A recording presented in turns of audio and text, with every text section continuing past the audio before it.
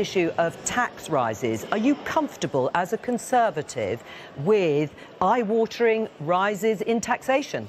So I think we all know that we have a very difficult economic situation that's due to global pressures, and actually when you look at many other similar countries across the world, they face even bigger challenges. But it is really important that this statement helps to get a firm grip on inflation and brings fiscal stability. When I was knocking on doors in Chelmsford at the weekend, that was what they were all asking for, was that fiscal stability. Yeah. And that is going to mean that we need to find more money to keep our public services going, and I think it's absolutely right that the Chancellor has said we do that in a compassionate way that supports the most vulnerable. Why is this statement happening today? Why has it been seen as an emergency statement by Jeremy Hunt needed to make eye-wateringly difficult decisions?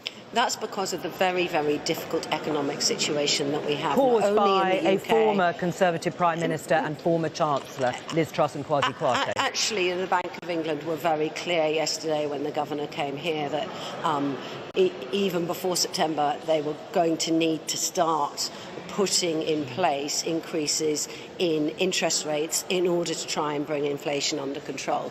And getting that grip of inflation is what we and other similar countries across the world need to do. Actually, if you look at our growth forecasts, they're higher than every other country in the G7, and our inflation is lower than many of our peers. Right. But we do need to bring that fiscal stability, and that is what I think is absolutely right, that Jeremy and Rishi have been taking some time to look again at the numbers and bring this statement to the House today. Well, Rushanara, Ali, when you look broadly at what Jeremy Hunt has been saying, that it'll be those with the broadest shoulders who will be paying the most once he delivers his statement, and he will be extending the number of people paying the higher rate of tax. Well, that's at least what we are expecting. These are policies that you in the Labour Party can support. Right.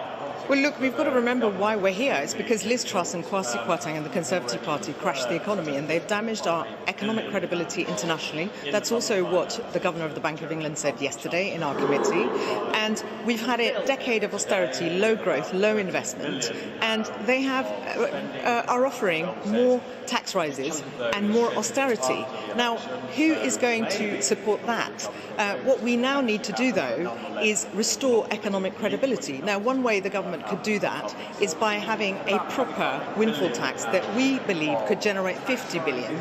That would take some of the pain away from people who've suffered already because they had their mortgages go up, inflation's up, and all the wider context of what's happened. But let's not forget, this is a crisis that has been caused by the Conservative Party in Downing Street, and this is a government now, Liz Truss's successor, is now trying to fix the failures and the damage caused by the Conservative Party. So what we need to do is make sure that they ensure that it is paid without causing more harm to our economy. We were already in recession, and this plan is unlikely to have anything that we can see in terms of growth, and we do need investment for growth. What we had was unfunded tax cuts in the last budget, and what we need to do is make sure people don't suffer on top of what they've had inflicted on them by this Conservative government. I mean, people will ask, Vicky Ford, what's the point of the Tory party? So I have hang on, what is the point of the Tory party, Vicky Ford, when in 2019, which was supposed to be the election manifesto that Rishi Sunak is sticking by, it said we will not raise the rate of income tax, VAT or national insurance. We know everyone is going to be paying more tax. Jeremy Hunt said so himself. So what is the point of the Conservative Party? There is no longer a party of low taxation. So I would have to absolutely disagree with what's just been said in Labour. And I will answer the question. I will answer the question. I will answer the question. Where we are right now is due to global pressures, the aftermath of COVID, the war in Ukraine. That is putting pressure on economies all across the world. Unlike the Labour government, which we all remember left us in 2010 with no money, this government has rebuilt public finances, so we could put money in to support 400 billion to support people in COVID, 37 billion has gone to support those on lower incomes and people with cost of living this year. And it is that ability to have stability in finances coupled with good employment numbers. Let's remember, every single Labour government has left employment worse than when they came in. But there are huge labour shortages, Vicky Ford.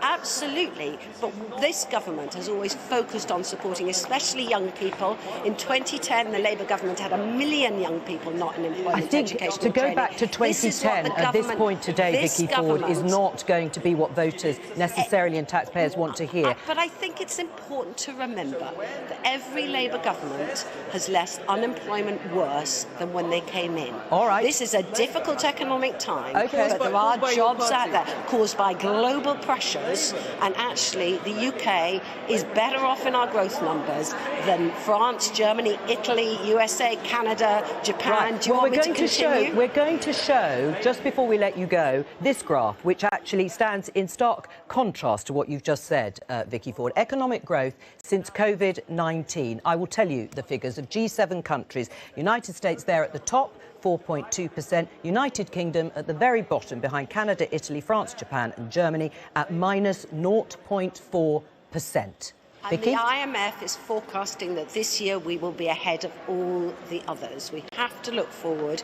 We have to have fiscal stability in this budget. Well, we have it will to get depend a grip on what Jeremy Hunt, of course, says today. And have growth. Right, but just to reiterate, those are the figures, those are the official figures that we have of growth in the United Kingdom since COVID-19, and it stands at minus 0.4%. I'm going to let you two ladies go back into the chamber, because in a few minutes' time, Jeremy Hunt is going to be standing up and unveiling